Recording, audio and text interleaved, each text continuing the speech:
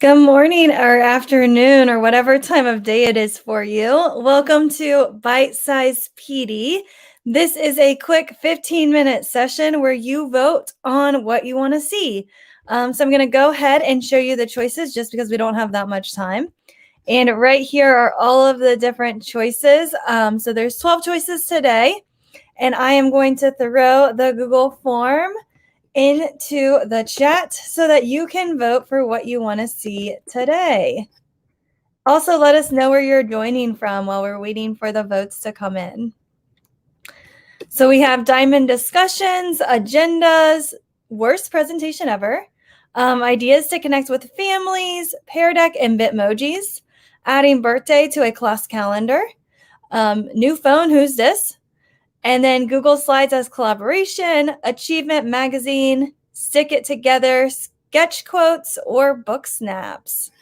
So which option do you want to see on here? You'll just go to the Google form that is in the chat, and you will pick which option you want to see for today's session.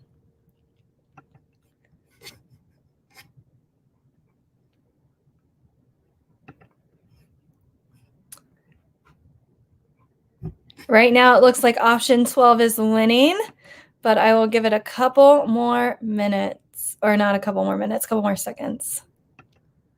Uh-oh, it's tied. So option 5 and option 12 are tied right now. So option 5 is PearDeck and Bitmojis or Booksnaps. And hopefully one more person can break the tie.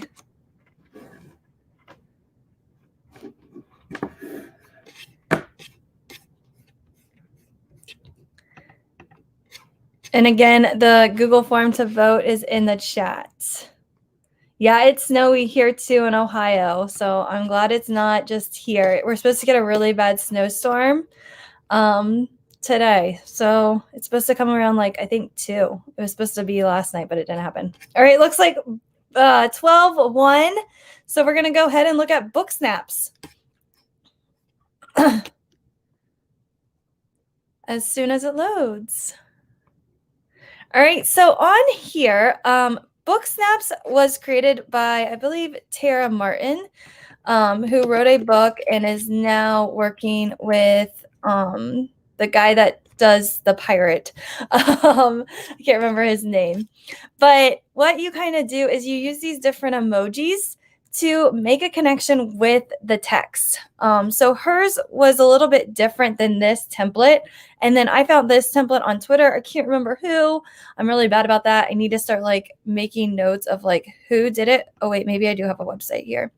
But what Tara used to do is she used to take screenshots of a book that you are reading. So students would take a screenshot, and then just like Snapchat, they would annotate over the screenshot of what they're reading. So they would circle with the like annotation tools. They could add different stickies like the emojis and that kind of stuff onto their book. And so what this template did, and again, I really wish I knew who created this, so if you do know, let me know, is they took a text. So I went ahead and I did this breakaway. I found it on a website for my 6th grade teachers.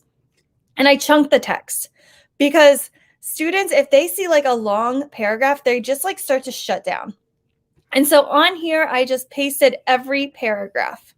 So it's very chunked. So it gives them chances to use the Booksnap activity on their slide. So very chunked up. Then what the kids do is they'll read. And like, as far as Justin knew, there was only one way out of his neighborhood, basketball. And so what they could do is come over here and maybe find an emoji that relates to whatever happened in the text. So they just have to copy and paste. And then they can just go over here and paste it in. Maybe. Let me try to paste it again.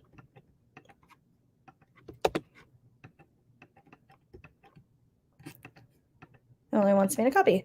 Anyways, they would copy and paste this over to, because I'm view only. Oh my gosh. So over here, they would go ahead and paste their emojis into the Booksnap, and then they can use these different, let me go ahead and make a copy. They can use these different circles, different symbols here, different lines. I've had teachers write like, what vocabularies do you not know? Put those in the gray boxes. And again, it's very, very scaffold because every paragraph is a different page on this slide. And then down here, this is just kind of extra. This is not really a part of Booksnaps. The kids had to write a summary. And so what was the author's purpose? They had to drag the circle on here. So let me go ahead and go down here. So that they had to figure out what was the author's purpose. And then they had to write a paragraph to summarize it.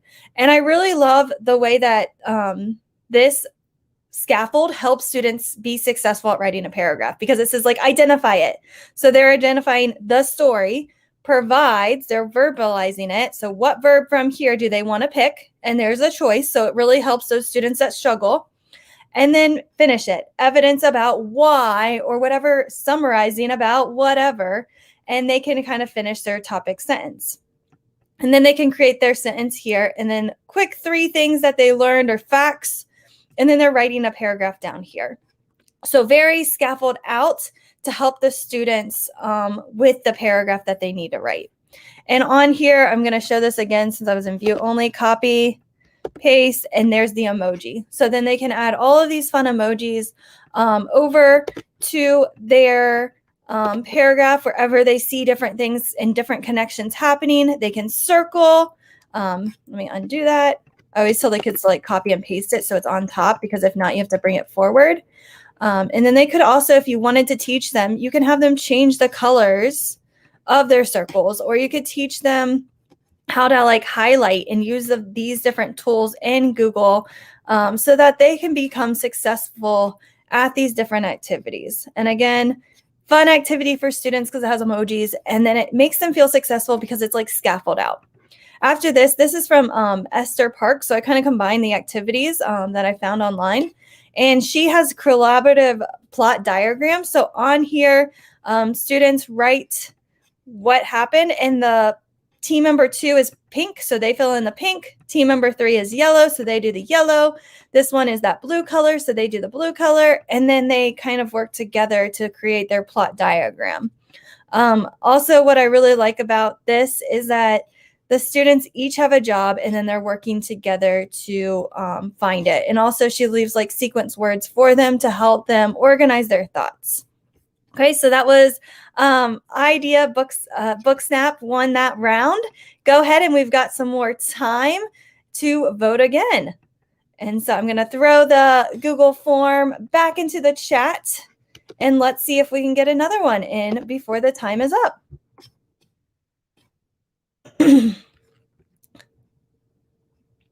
Right now, it looks like option 5 and option 7 are tied. So option 5, let's look at that one, is PearDeck and Bitmojis. And then I think I said number 7, new phone, who's this? Yes. So let's see if we can break that tie. And keep voting. You can vote more than once if you haven't yet. All right, it looks like we do have a winner. No, they're all tied. So we need some more votes, guys.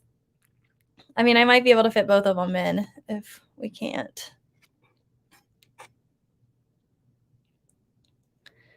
All right, let's go ahead and start with option 5 because that one will go pretty quick.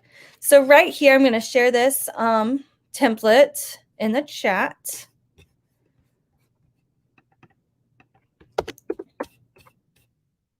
On here, PearDeck and Bitmojis. These are so fun. So we have Luis, who is part of Global GEG, and he's amazing. So if you love Luis, let him know in the chat. Give him a shout out. And what Luis helped us do is he created like a friend emoji hack that you just need to do. So like me and Cam. I'm going to click. And that is not me. I picked somebody else, I think, or it didn't load. That was not me, though.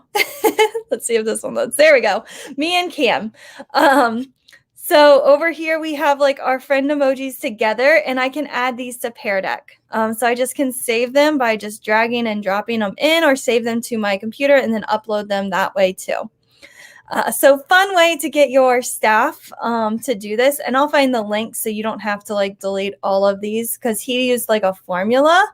So then you just need to have people add their Bitmoji. So all they have to do is go up to the Bitmoji app, and then they just right click, and then copy image address, and then they paste their address here down at the bottom, and then they can add their name, their Twitter, and then their image will pop up. So once you like put your image here, it will pop up in a few seconds.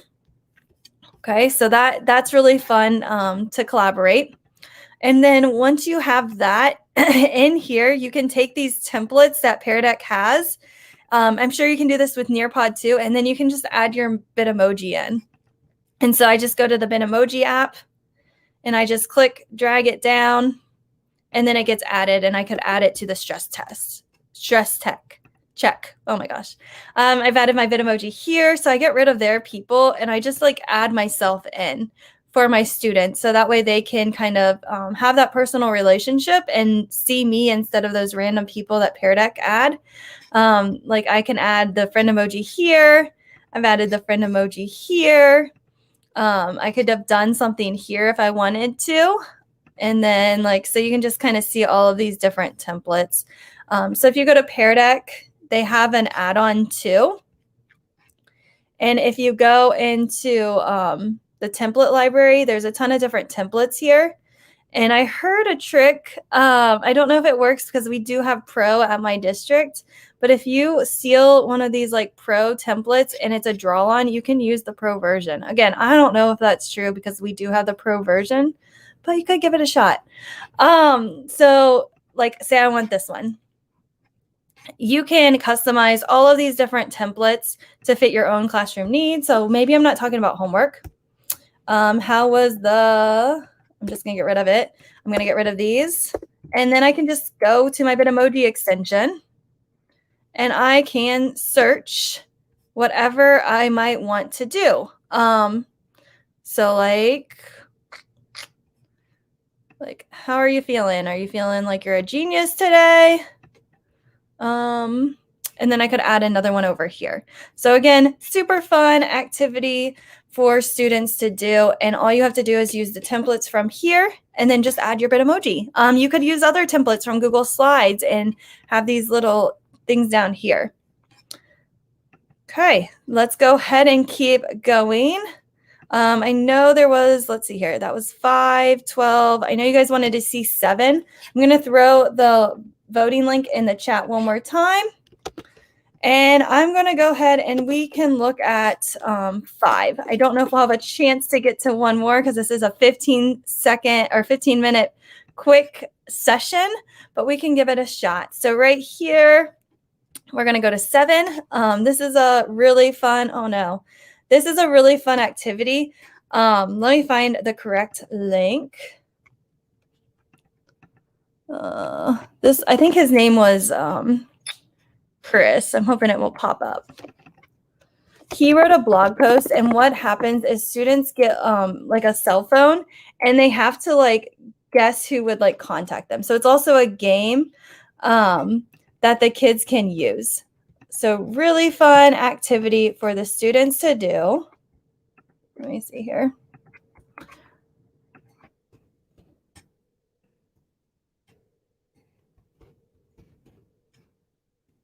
I hope you did not take this down because it's a really good activity.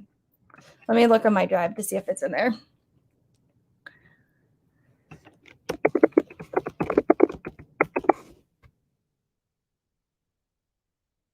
There we go.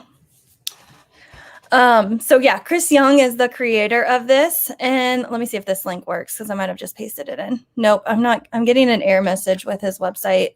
Let me know if you guys in the chat are. I'm going to put this link in the chat.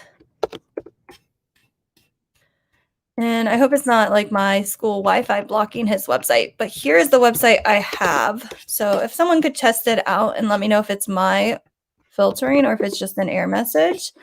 Anyways, Chris has his students play this game and it's a lot of fun. So you get a new phone, and I think he stole this like off of television, Saturday Night Live. Again, I'm not up that late, so I have no idea. But the students So they have like a new phone. Oh, good. The link did work. So it must be me. They have a new phone and then they have to like guess who it is. So they insert a photo of an artist or like a song, and that's like a clue. So it's higher level thinking. So like if I'm doing George Washington, what song might he have on his cell phone? And then you would put in the title. So then the kids guess based on that clue who they think that person might be. You could connect it maybe with like different math facts, like, I don't know, you can get creative with this. And then like clue 2, insert photos from the photo album here. So what photo would he have? What photo would he have in that cell phone? The kids again would guess. And then clue 3, photo of an app icon found on this phone. I've seen teachers where they add like apps over here as a scaffold, so the kids just have to click and drag it onto the phone. That can save a lot of time if you have like students that might need that scaffold, or your students could just search Google. So lots of different activities there. And then once the kids look at all 3 clues, they guess whose phone that is, and then you can bring up that topic. So quick game just to kind of maybe introduce a topic, maybe introduce a concept. I could see this in science, with different elements that the students might need to know, and stuff like that. So again, really quick game that the kids can play as an entrance ticket. And I've seen teachers where they take one student's example, the kids create like a flip grid with their clues, and then the teacher will play those every day, and then they guess like on a Google form. And the most kids that get the correct points win something. So just another great activity. All right, I did hit my 15 minutes. So that is it for today's bite-sized PD. But join us for another round coming up soon, which I have something to share about that. Rachel, she is amazing. She is going to be doing a bite-sized PD session just like I am, but it's going to not be me. So it's going to be Rachel instead. And Rachel's super amazing. And I don't understand the way that UK folks or Canadians write their dates, because this to me looks like January 3rd, but it's actually March 1st. So on March 1st at 12 p.m., she's going to be leading the next bite-sized PD. So please join Rachel. Also, I wanted to send out an invite because we have so much to learn from each other, that fill out this Google event form. Share something that you can with our community. Maybe you want to do a bite-sized PD session for folks. Again, it's only 15 minutes. You create like a choice board and then a Google form. It doesn't take long to plan out. And I will even help you like write out your description. So like, your email address, your name, what Google certifications you have. You don't have to have any to present with Global. And then if you're a member or a leader in Global, let us know. And again, you don't have to be. I use StreamYard, so that's what we're currently using right now. You'll just call it Bite-Size PD if you want to help lead some of these sessions. When is your event? The time, you can pick all of that.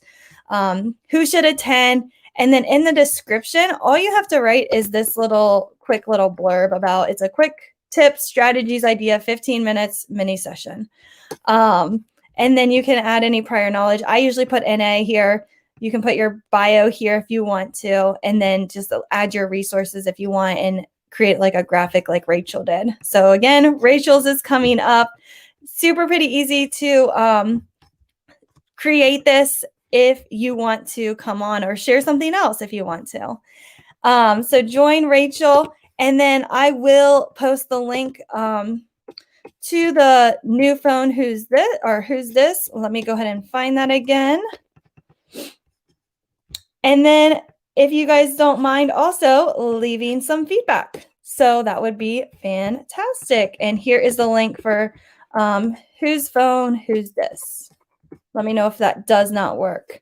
And then let me throw the feedback link in, and then you guys can have a great day. Thanks for joining me on Bite Size PD today. I hope you guys had fun, and we will do another one coming up soon.